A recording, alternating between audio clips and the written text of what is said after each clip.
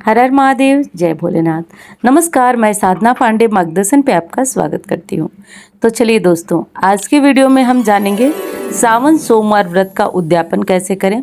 और सावन में जो 4 व्रत पड़े थे, तो क्या 4 ही व्रत करें या 5वां व्रत भी, क्योंकि 5 की संख्या हमारे हिंदू धर्म में शुभ मानी जाती है। तो 4 ही व्रत करके छोड़ दें या 5वां व्रत भी करें।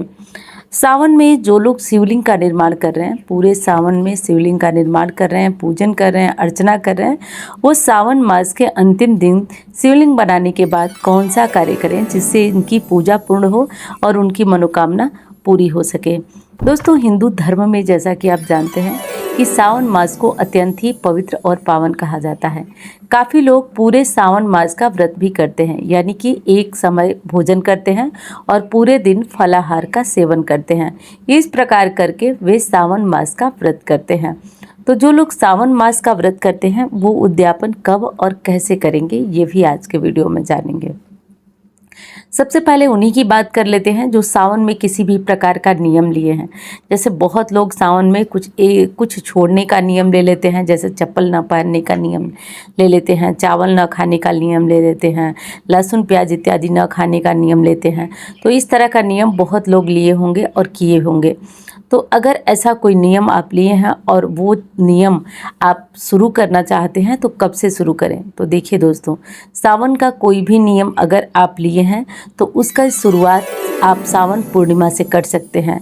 जैसे कि अगर आप पूरे सावन मास नंगे पैर शिवालय गए हैं या कहीं और गए हैं, पूजा पाठ किए हैं, तो आप सावन मास के अंतिम दिन यानी सावन पूर्णिमा 9 अगस्त को है, तो 9 अगस्त के दिन अगर आप चप्पल छोड़े हैं तो चप्पल का दान करिए, किसी ज़रूरतमंद को चप्पल का दान करिए और तब आप चप्पल पहनिए।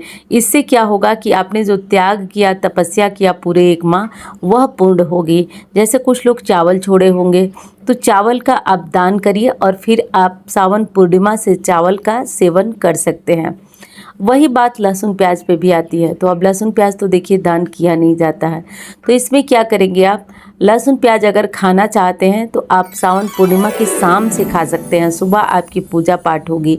और अगर आप खाना चाहते हैं तो उसके अगले दिन से खाइए तो ज़्यादा बेहतर होगा।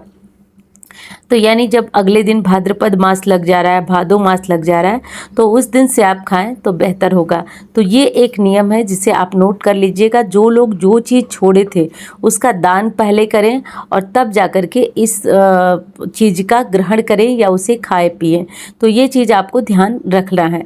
अब अगली चीज़ ये हमारी है कि कुछ लोग पूरे सावन का व्रत किए होंगे, तो वो लोग क्या करेंगे कि सावन की पूर्णिमा के दिन आप हो सके तो ब्राह्मण बुलाकर अपने घर में उन्हें भोजन कराएं। भोजन के बाद उन्हें दक्षिणा दें। दक्षिणा देने के बाद उन्हें संतुष्ट करने के बाद आप स्वयं भी खाना खा सकते हैं, आपका उद्यापन पूर्ण माना जाएगा। तो जो लोग सावन का व्रत कर रहे हैं वो इस विधि से अपना उद्यापन कर ले। और आज सावन का अंतिम सोमवार है, चौथा सोमवार है। तो चौथे सोमवार में आपको क्या करना चाहिए। तो देखिए दोस्तों, चौथा सोमवार है, परंतु जो लोग पार्थिव शिवलिंग बना रहे होंगे वो पूरे मास बनाएंगे, वो 9 अगस्त तक बनाएंगे। जो लोग पार्थिव शिवलिंग बनाए होंगे वो 9 अगस्त तक, आगे बताऊंगी कि क्या करना है 9 अगस्त को पार्थिव शिवलिंग बनाने वाले को। तो वो लोग 9 अगस्त तक बनाएंगे पार्थिव शिवलिंग। लेकिन जो लोग सावन के सोमवार का व्रत करने का संकल्प लिए हैं कि मैं सावन के सोमवार का व्रत करूंगा, उन्हें आज ही अपने व्रत का उद्यापन करना चाहिए। देखिए, उद्यापन 2 प्रकार से होता है। एक तो ऐसा उद्यापन होता है कि अब हम इस व्रत को कभी करेंगे ही नहीं, और एक तो ये होता है कि हम अगली साल फिर सावन आएगा तो इस व्रत को करेंगे। ये 2 प्रकार से उद्यापन होता है। तो हमें जो है इस व्रत का पूर्ण उद्यापन नहीं करना है, बल्कि कुछ दान की सामग्री देकर व्रत का उद्यापन करना है। तो जैसे सावन का अंतिम सोमवार 4 अगस्त को पड़ रहा है, तो आपको क्या करना है कि कुछ चावल या चावल का दान करना सोमवार को बहुत शुभ होता है। चावल का, दूध का, चीनी का, ये सफ़ेद चीज़ों का दान आप करते हैं, या सफ़ेद चीज़ों का दान आप नहीं कर पाते हैं तो आप कम से कम आप सीधा एक व्यक्ति के खाने का निकाल कर ब्राह्मण को या ज़रूरतमंद को दे दें और आप चौथे सोमवार का व्रत आपका कंप्लीट हुआ। अब बारी आती है कि 5 की संख्या तो हमारे शास्त्रों में शुभ मानी जाती है, तो सावन में तो 4 ही सोमवार पड़े, तो हम क्या करें, भाद्रपद मास का एक और सोमवार बढ़ा करके ले लें। तो देखिए ऐसा नहीं होता है। आपने संकल्प में क्या लिया था? आपने संकल्प में तो यही लिया था ना कि हम सावन के सोमवार का व्रत करेंगे। फिर सावन में चाहे जितने सोमवार पड़े, 4 पड़े, 5 पड़े, आपको केवल उतने ही सोमवारों का व्रत करना है। 5वां जो भाद्रपद मास का सोमवार आता है, या कुछ लोग पहले ही सोमवार आषाढ़ मास का ही एक सोमवार कर लेते हैं, ऐसा कोई भी नियम नहीं है। शास्त्रोक्त नियम यही है कि आप जो सोमवार होता है वही व्रत करें, वो उतने सोमवार का ही व्रत करें जो सावन में पड़ते हैं। तो ये विशेष है जिस नियम का आप ध्यान करें। अब बारी आती है कि जो उद्यापन होता है, उद्यापन में और क्या क्या दान कर सकते हैं। देखिए दोस्तों, सावन मास का उद्यापन या सावन सोमवार के उद्यापन में एक छोटा सा उद्यापन होता है, बहुत बड़ा कोई नियम आपको करना नहीं होता है। लेकिन आप चाहें अपनी खुशी से भोलेनाथ की प्रसन्नता के लिए सफ़ेद वस्त्र का दान कर सकते हैं। जैसे कोई आसपास आपके पंडित हैं, पुजारी हैं, तो आप उन्हें सफ़ेद धोती, कुर्ता या कुर्ता पायजामा, ये सब चीज़ें उन्हें दान कर सकती हैं, क्योंकि जब वो पहनेंगे ना तो आपको बहुत पुण्य की प्राप्ति होगी। तो ये कार्य आप कर सकते हैं। सावन मास में सफ़ेद चीज़ें जैसे दान करना भोलेनाथ की विशेष कृपा दिलाने वाला होता है, तो ये कार्य आप कर दीजिएगा।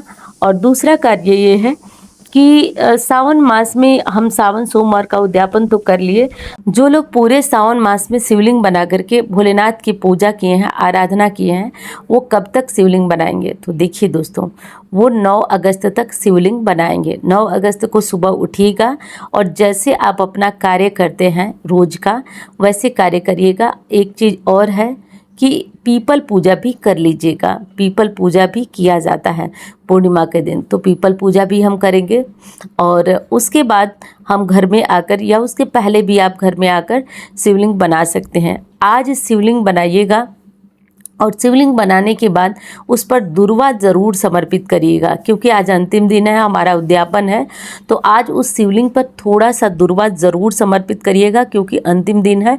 और यही दुर्वा समर्पित करके आप प्रार्थना करिएगा कि हे भोलेनाथ, मैंने 1 मास तक आपका शिवलिंग बनाया, आपकी पूजा की, आराधना की, और जो आपकी मनोकामना हो, जो मन में आपके भाव हों, वो भोलेनाथ से प्रकट कीजिएगा। भोलेनाथ से कहिएगा कि हे बाबा, हमारी मनोकामना पूरी हो। तो दुर्वा कहीं से तोड़ लाइएगा, आराम से आपको मिल जाएगा, और उस दुर्वा से भोलेनाथ की आज आराधना करिए। और वीडियो पसंद आ रही है तो एक लाइक करना मत भूलिएगा। चैनल को आपने सब्सक्राइब नहीं किया तो ज़रूर कर लीजिएगा, ऐसी ही महत्वपूर्ण बातों के लिए। अब इस काम को अगर आप पार्थिव शिवलिंग नहीं बनाते हैं, आप रोज़ शिवालय जाकर भोलेनाथ की पूजा किए हैं, आराधना की हैं, तब भी आप जाकर के थोड़ा सा दुर्वा और 1 लोटा जल समर्पित करके शिवालय में भी भोलेनाथ से प्रार्थना कर सकते हैं। लेकिन पार्थिव शिवलिंग बनाने वाले घर में ये अंतिम दिन कार्य ज़रूर कर लेंगे। इससे क्या होगा कि आपकी मनोकामना पूरी हो जाएगी, और जो आपने शिवलिंग पूरे मास बनाया है उस शिवलिंग का पुण्य फल आपको प्राप्त हो जाएगा। तो ये कार्य आप कर दीजिएगा। और सावन का उद्यापन या ये सब वीडियो आपको अच्छी लगी होगी तो वीडियो को लाइक करना मत भूलिएगा। मैं मिलती हूँ अन्य वीडियो में।